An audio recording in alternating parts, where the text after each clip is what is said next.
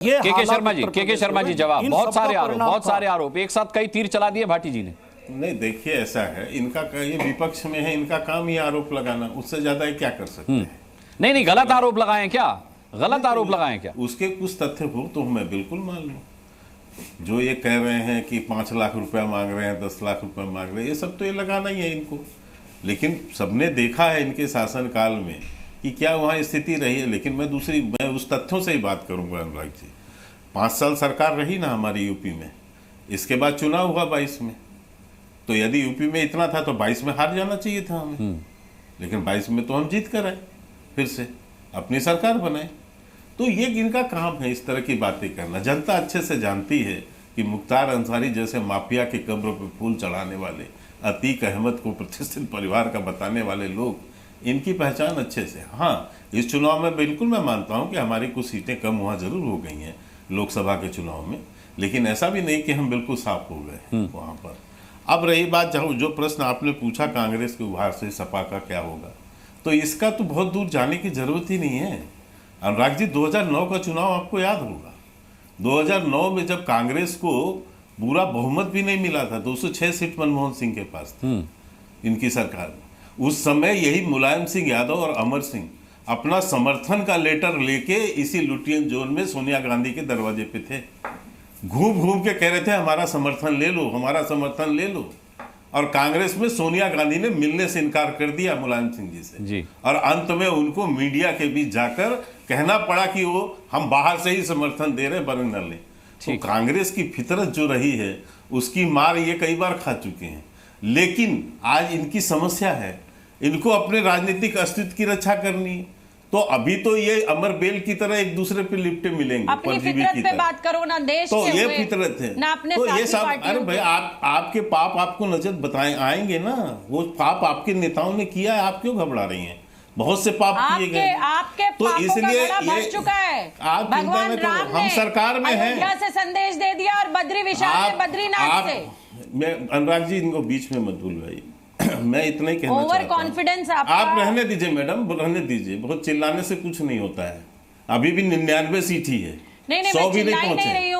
आप 100 सीट लगाएंगे तो मैं ये अनर्गल नहीं है, आपको सुनने आई, ये अनर्गल नहीं है, आपको जानकारी नहीं है, आप राजनीति में रही भी नहीं है, आपको पता भी नहीं है उस समय, आपको भगवान आपको पता ही नहीं है, आपकी ज्ञान, आपको राजनीति में आए 2 साल हुआ, आप समझ क्या पाएंगे इतिहास? आपको पता क्या है कांग्रेस का इतिहास? अनुराग जी मुझे बोलने दीजिए, मैं बीच में इस तरह से बहस नहीं है। अब ज्यादा दिन मैं बहस नहीं करता। केके जी को बात पूरी करने दीजिए, बाकी मेहमानों के पास इनको इतिहास का पता ही नहीं है तो मैं क्या करूं? ये राजनीति में आई होंगी, उसमें थी या नहीं थी पता नहीं। आप संक्षिप्त में अपनी बात पूरी कर मैं इसीलिए कह दूं, यही नहीं साहब, आपको पता होगा अच्छे से, मुलायम सिंह जी घोषणा यहाँ आकर प्रेस करते थे बार बार कि साहब मेरे ऊपर जो है कांग्रेस पार्टी ने जो है केस लगाए हुए हैं, सीबीआई में के ऊपर सीबीआई छोड़े हुए हैं।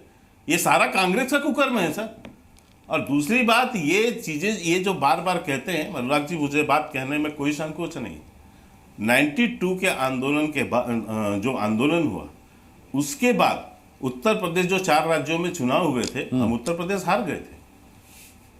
तो इसमें यह कहना कि ये राम और ये और ऐसा कुछ विषय नहीं है, ये जनता है। जनता जिस ढंग से परिणाम देती है, हम जनादेश को स्वीकारते हैं, हम निश्चित रूप से उसका सम्मान करते हैं। हम कांग्रेस थोड़ी ना है कि 99 सीट पे जीतने के 543 में 99 सीट जीत के भी ढोल बजाए जनादेश। ये इसके बाद मिठाई बांटे, तो गुजरात के चुनाव में हारने के बाद भी मिठाई बांटते हैं। तो ये इनका जो जीवन, इनका जो है, ये इसी में खुश है, ये इसी में खुश है।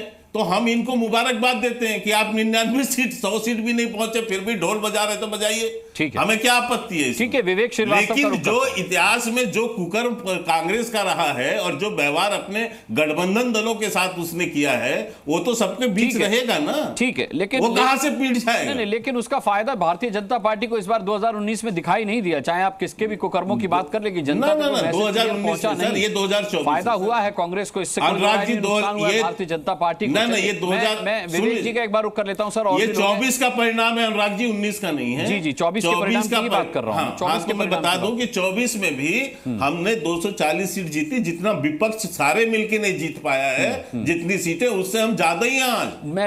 मैं इस चीज को आज भी हम उनसे ज्यादा सीट पर है। कांग्रेस से तो तुलना छोड़ दीजिए, सपा से तो तुलना हमारी छोड़ दीजिए। विवेक श्रीवास्तव, विपक्ष इतना खुश क्यों है अगर संगठन और सरकार मिलकर साथ काम करने की बात कर रहे हैं, उसकी समीक्षा की जा रही है, तो इसमें विपक्ष को इतना खुश होने की क्या जरूरत है? और जैसे योगी आदित्यनाथ की भाषा में कहें तो उछल कूद मचाने की क्या जरूरत है विपक्ष को इतना? देखिए, सबसे पहली चीज़ है के शर्मा जी पुराने आदमी हैं और समय से, काफ़ी समय से हैं, राजनीति में भी आते भी रहे हैं। तो शर्मा जी, आप जानते हैं कि राजनीति में कोई भी चीज़ स्टैटिक नहीं रहती है, चीज़ें बड़ी फ्लूइड हैं। आज उद्धव ठाकरे आपके साथ नहीं है, अकाली दल आपके साथ नहीं है।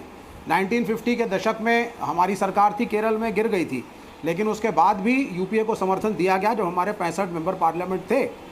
उसके बाद समर्थन वापस लिया गया, उसके बाद फिर तो ये एक आइडियोलॉजिकल टाई अप है जिसका नाम इंडिया अलायंस था। ये सारी पार्टियां इकट्ठा हुई थी क्योंकि राहुल गांधी ने इस बार जब संविधान की प्रति दिखाई तो वो ये दिखा रहे थे कि इंडिया अलायंस क्यों है, क्या है और क्या मकसद है। जो डेविएट आप कर रहे थे basic Athos of the constitution से, अजीब अजीब तरह के बिल्स ला करके, बुलडोज करके, कभी फार्मर्स बिल आप ला रहे हैं, कभी CAA-NRC आप ला रहे हैं, वो चीज़ें जो हमारे कॉन्स्टिट्यूशन जो अम्बेडकर ने बनाया उसकी मूलभूत भावनाओं के खिलाफ था। इस्लामोफोबिया चरम सीमा पे था। एक पुलिस अफसर नमाज पढ़ते हुए नमाजियों को ओपन में लात मार देता है। गुड़गांव के अंदर लोग इकट्ठा हो जाते हैं, कहते हैं साहब ओपन में नमाज अलाउ ही नहीं करेंगे, नहीं पढ़ सकते आप उस चीज़ों को। हनुमान जयंती के दिन क्या हुआ हम सब ने देखा। तो ये जो देश का माहौल सांप्रदायिक होता चला जा रहा था और आपका सो कॉल्ड हिंदू राष्ट्र का जो एक एजेंडा पूंजीपतियों की मदद से जिसकी तरफ हम आगे बढ़ रहे थे, उसको रोकने के लिए सभी पार्टियां इकट्ठा हुई और इंडिया अलायंस बना।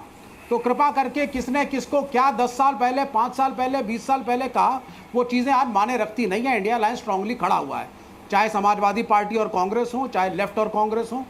तो ये एक चीज़ हुई।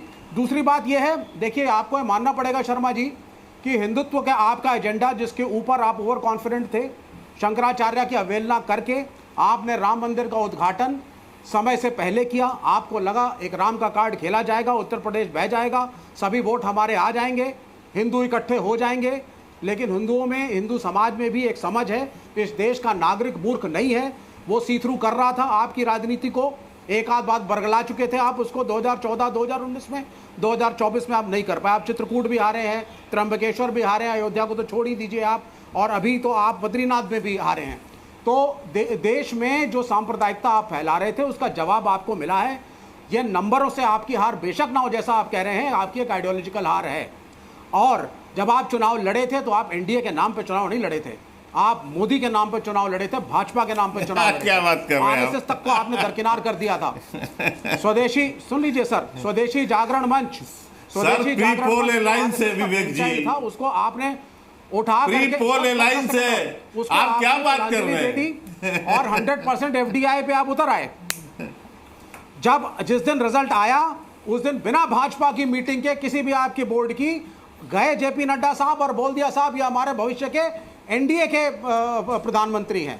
आपकी खुद की पार्टी के अंदर आवाजें उठाई गई कि जब किसी भी तरीके से फॉर्मल तरीके से प्राइम मिनिस्टर का नाम नहीं डिसाइड हुआ है तो किस प्रकार से जाकर के हम मीडिया के अंदर मोदी को प्राइम मिनिस्टर अनाउंस कर रहे हैं। मैं जवाब देना हुई तो ये आप, हाँ, तो ये 100% एफडीआई में जो आपने आरएसएस को तिलांजलि दी है। संक्षिप्त सा जवाब रखिएगा। राजीव रंजन और संगीत रागी जी के पास भी जाना है मुझे। बस थोड़ा सा करेक्ट कर दो इनको, थोड़ा सा करेक्ट कर देता हूं कि देखिए ये कह रहे हैं कि एनडीए चुनाव नहीं लड़ा था। यदि एनडीए चुनाव नहीं लड़ा था तो हमारी तो प्रीपोल, यहाँ जेडीयू के राजीव जी बैठे हुए हैं, बिहार में हम बगैर समझौते के वो लड़े थे क्या? हमने सीट बांटा था ना, हमारा जो है आंध्रा में हम जो है सीट का बांट कर ही चुनाव लड़े थे। ये अलायंस तो प्रीपोल था। फिर ये कह रहे हैं कि आप जो है एनडीए नहीं लड़ी।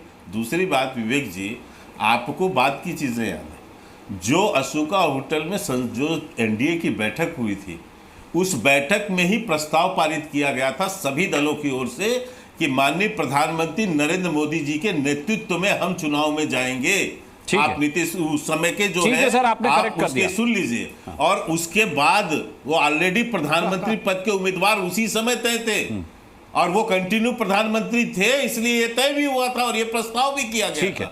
तो इसके बाद उसको नए प्रस्ताव की आवश्यकता नहीं थी। ठीक है, ना आवश्यकता है जीतने के बाद। तीसरी बात, आप इतनी जब कह रहे हैं तो मैं इतना ही पूछ रहा हूं कि केरल में आप क्यों, इसी लोकसभा में आप केरल में क्यों लड़ रहे थे इनके अगेंस्ट कांग्रेस के? आप अपनी अलायंस की बात कीजिए ना। क्या नहीं बोला आपके नेताओं ने? आपके नेताओं ने क्या नहीं बोला राहुल गांधी को वहां पर? क्यों उतारा वायनाड के अंदर आपने अपना कैंडिडेट? शर्मा जी, आप दिल्ली में एक हैं, केरला में आपकी ये जो दोमुहा नीति आपका है, आप हमको गठबंधन सिखाएंगे? आप हमको गठबंधन सिखा रहे हैं? आप केरल में क्या नहीं बोला कांग्रेस को आपने? कोई दूसरी पार्टी होती तो हट जाती। ये तो आप लोग राजनीति ऐसे अवसरवादी लोग हैं कि अवसरवादिता के कारण से केरल में आपकी कोई दूसरी नीति होती है, दिल्ली में कुछ और नीति होती है। तो ये जो दोहरा नीति है, चरित्र है आपका, राजीव रंजन ये जी है। रुक करता हूं। इसलिए हम सब संगीत रागी जी भी हमारे साथ। राजीव आप रंजन इसका जी, जवाब नहीं दे पाएंगे। ठीक है, मुझे पता है भी। ठीक है, यूपी में रहते सर, केरल नहीं जाते।